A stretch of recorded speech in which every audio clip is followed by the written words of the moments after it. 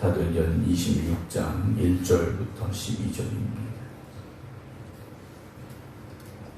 아그리빠가 바울에게 이르되 너를 위하여 말하기를 네게 허락하노라 하니 이에 바울이 손을 들어 변명하되 아그리빠 왕이여 유대인이 고발하는 모든 일을 오늘 당신 앞에서 변명하게 된 것을 다행히 여기나이다.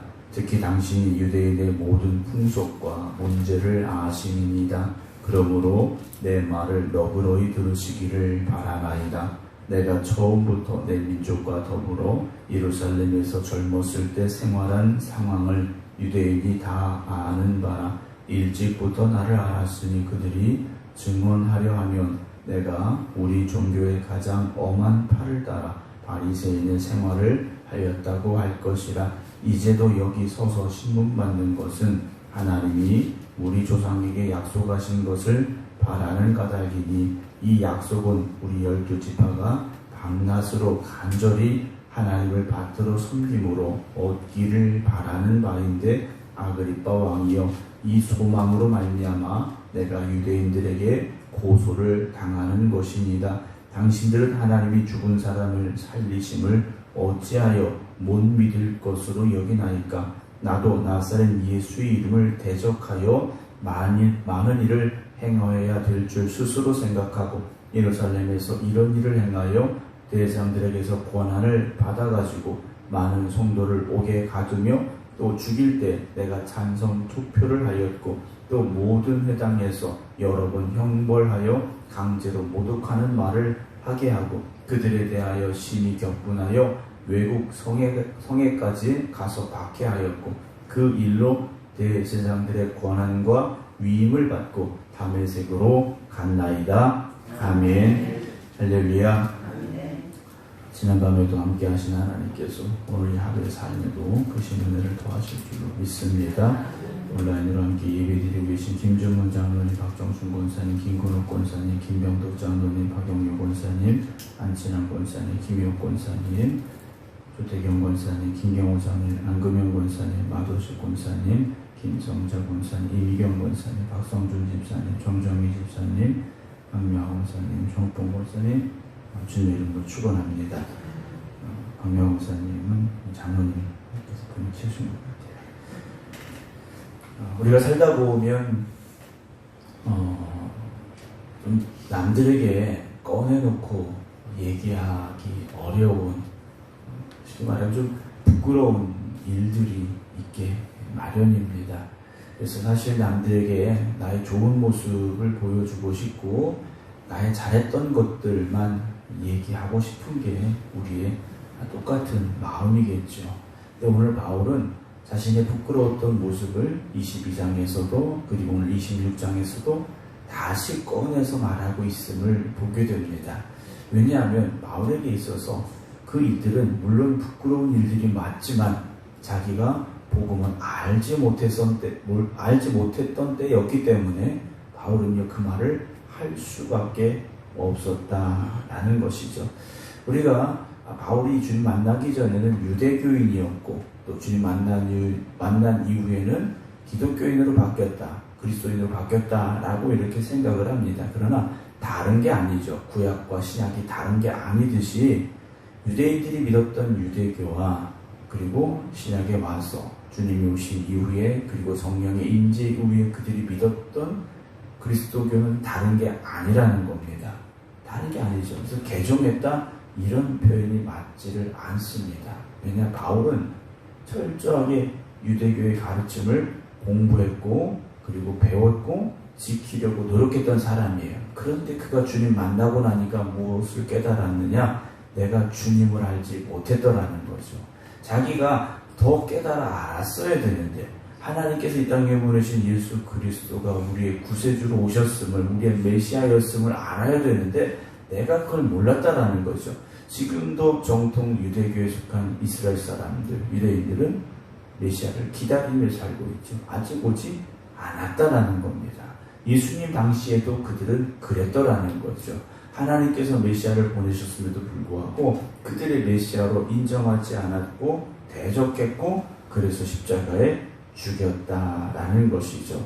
바울은 이제 예루살렘에 와서 붙잡힌 이후에 여러 장소에서 복음을 전할 기회들을 갖게 됩니다. 물론 성경에 기록된 것 이외에도 복음을 전하는 일들이 있었겠지만 공개적으로 우리가 흔히 말하는 재판정에 서서 자신을 변호하며 복음에 대해서 선포했던 그런 내용들을 오늘 또다시 나누게 되는데요. 어제 말씀을 드렸듯이 헤롯 대왕의 증손자인 이 헤롯 아그리빠가 가이사랴에 오게 됐고, 그리고 새로 부임한 총독 베스도가 바울의 죄를 찾지 못했던 이 상황 속에서 아그리빠에게 바울이 도대체 뭘 잘못했는지 바울의 얘기를 들어보고 한번 찾아봐 달라 부탁을 해서 오늘 26장에 이 상황이 이제 펼쳐지게 됐습니다. 1절 아그리빠가 바울에게 말하죠. 너를 위하여 말하기를 내게 허락하노라 하니, 이에 바울이 손을 들어서 변명을 합니다. 변호를 하죠. 자기가 이제 말하겠다라고 표시를 하고 말하기를 시작하는데요. 2절에 아그리빠 왕이여 유대인이 고발하는 모든 일을 오늘 당신 앞에서 이제 변명하게 된 것, 자기가 변호하게 된 것, 변론하게 된 것, 이야기하게 된 것을 다행히 여깁니다 라고 말해요. 왜냐하면 3절에 당신이 유대인의 모든 풍속과 문제를 알고 있기 때문이라는 거죠. 총독 베스도는 유대인들에 대해서 또 하나님의 잘 모른다라는 거죠. 하지만 당신은 잘 알고 있지 않느냐, 그래서 내가 여기서 말하게 된 것 내가 다행으로 여긴다 하면서 말을 하는데요. 4절에 내가 처음부터 내 민족과 더불어 예루살렘에서 젊었을 때 생활한 상황을 유대인이 다 아는 바라 그랬어요. 바울은 지금의 터키 남부 지역인 길리기아에서 태어난 사람이에요. 다소에서 태어난 사람인데 이 바울이 아마 젊어서부터 유학을 예루살렘으로 온 것 같습니다. 그렇다면 그의 아버지도 어떤 신앙에 열심히 있었던 사람일 테고, 또 바울도 좀 뛰어난 재능을 가졌던 것 같습니다. 그래서 아마 뛰어난 납비를 만들기 위해서 바울을 예루살렘으로 보낸 것 같고요.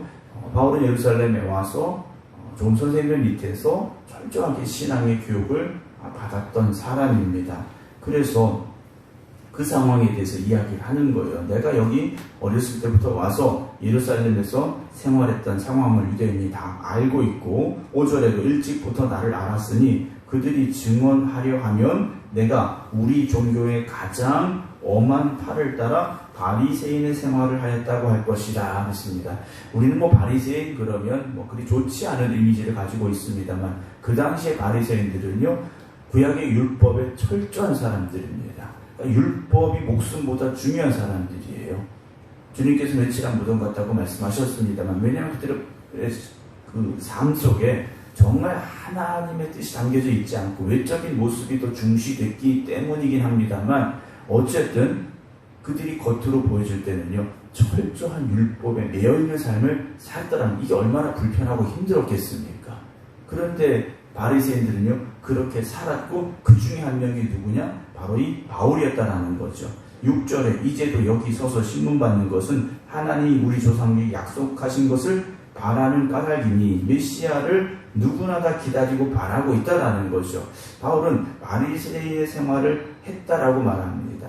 그 말은 율법을 잘 지켰고, 그 말은 그건 무엇이겠습니까? 하나님이 주신 명령대로 살려고 자기는 노력했던 사람이라는 거죠.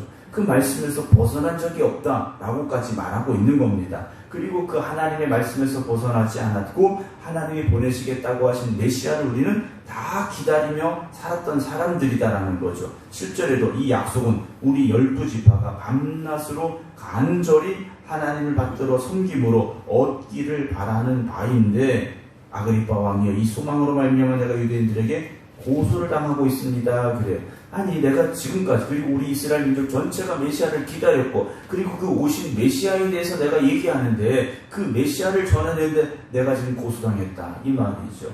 8절에 당신들은 하나님이 죽은 사람을 살리심을 어찌하여 못 믿을 것으로 여깁니까? 그래요.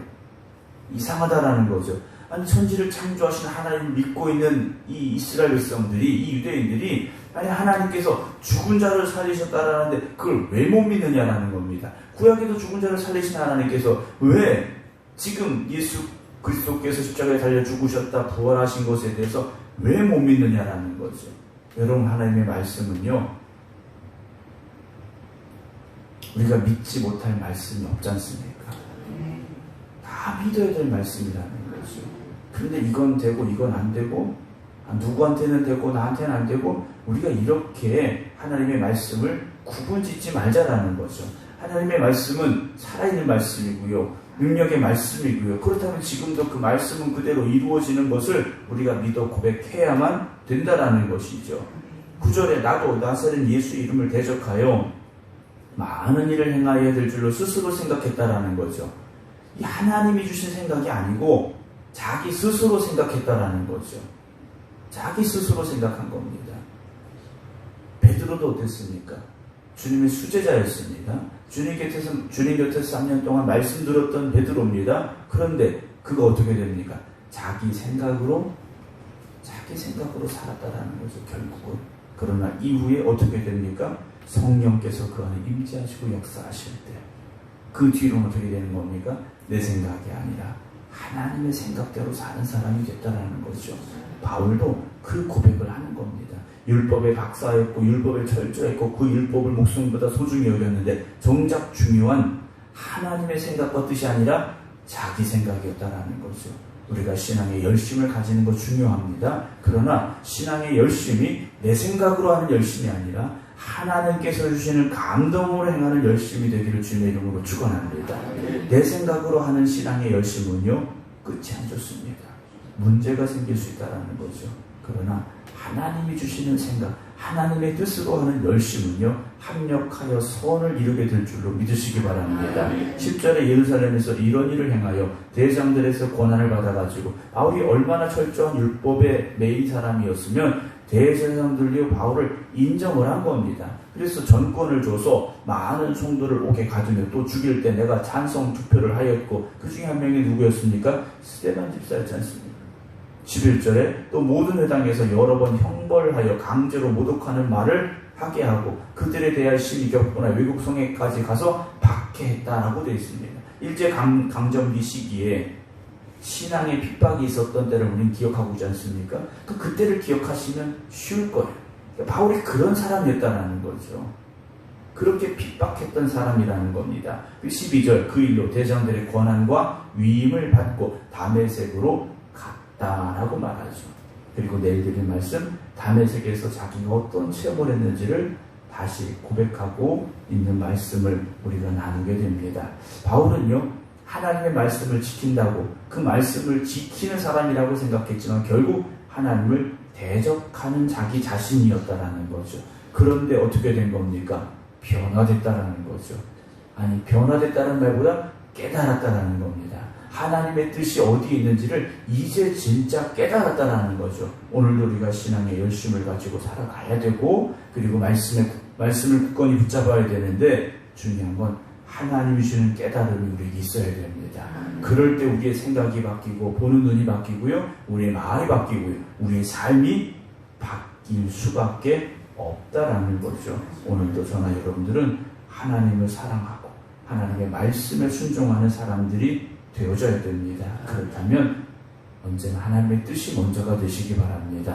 내 생각에는 이 말이 아니라 하나님 말씀에는, 하나님 뜻에는 이렇습니다 라는 그 순종과 헌신이 우리 가운데 있게 되기를 주님의 이름으로 축원합니다. 기도하겠습니다. 부활하신 주님을 만나기 전 바울은 주님을 대적하는 사람이었습니다. 하나님을 믿고 하나님의 말씀을 지키는 사람이었는데 주님 만나지 못했던 바울은 오히려 하나님을 대적하며 살았습니다. 그것이 자기의 열심이라고 그는 생각했습니다. 그러나 주님 만나고 난 이후에 바울은 깨지고 부서졌습니다. 그래서 이제는 자기의 생각이 아니라, 자기의 지식이 아니라 하나님이 이끄시는 길로 걸어가는 복음의 사도가 되었습니다. 오늘도 우리가 고백합니다. 우리가 주님을 믿는다 하면서도 주님 만나기 전에 바울처럼 살고 있지는 않았던가, 우리가 자신을 돌아보게 하시고 깨닫게 하여 주시옵소서. 그래서 오늘 이 새벽 우리가 다시 주님 만나게 하시고 그 주님께서 우리 안에 역사하여 주시옵시사 성령님 우리를 주장하여 주시옵시고, 그래서 우리의 말과 생각과 행동이 하나님이 기뻐하시는 하나님의 자녀의 그리고 하나님의 일꾼의 삶을 살아갈 수 있도록 저희를 새롭게 하여 주시옵소서. 오늘도 저희들이 가는 곳마다 십자가 복음의 증인들이 되게 하여 주시옵시고, 하나님의 그 크신 은혜와 사랑을 또한 증거할 수 있는 저희를 되게 하여 주시옵소서. 오늘도 주님 앞에 나와 기도드리는 성도들, 또 각자의 믿음의 제단 앞에 있는 성도들 모두 다 주님 함께 하여 주시옵소서.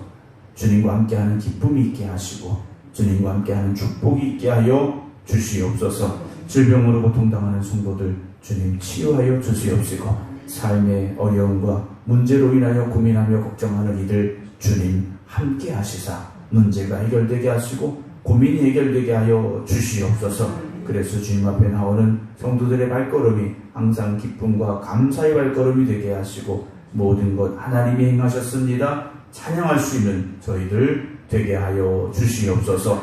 이제는 우리 주 예수 그리스도의 은혜와 아버지 하나님의 무한하신 사랑하심과 성령님의 감동 감화 역사하심이 오늘도 이 새벽 주님 만나고 그리고 주님 이끄시는 그대로 살기를 원합니다 고백하며 기도드리는 모든 성도들 위해 이제부터 영원토록 함께 하시기를 간절히 축원하옵나이다. 아멘.